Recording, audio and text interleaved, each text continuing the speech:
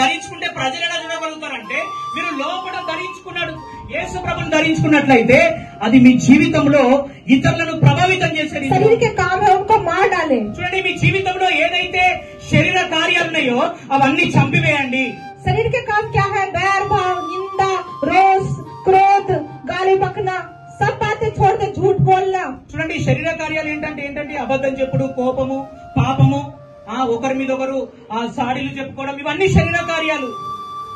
सारी शरीर की क्रियाओं को नए साल में, सब पुरानी बातों को छोड़कर नए साल में करुणा, भलाई, दीनता, नम्रता, सहनशीलता सबको धारण करनी चाहिए। శరీర కార్యాలన్నీ కూడా ఈ సంవత్సరం ఇప్పుడే క్లోజ్ చేసుకుందాం। ఇవాళనే పాతి అన్ని సమాధి చేద్దాం। నూతన వ్యక్తిగా నువ్వు ప్రేమ, సంతోషము, సమాధానము, నెమ్మది, ఇతరులను ఆదరించడము, ఇతరుల పట్ల దయ చూపించడము, జాలి చూపించడము, ఇవే మన శరీరం అంతా మన ఆత్మలో నిండిపోవాలండి। హల్లెలూయా, హల్లెలూయా।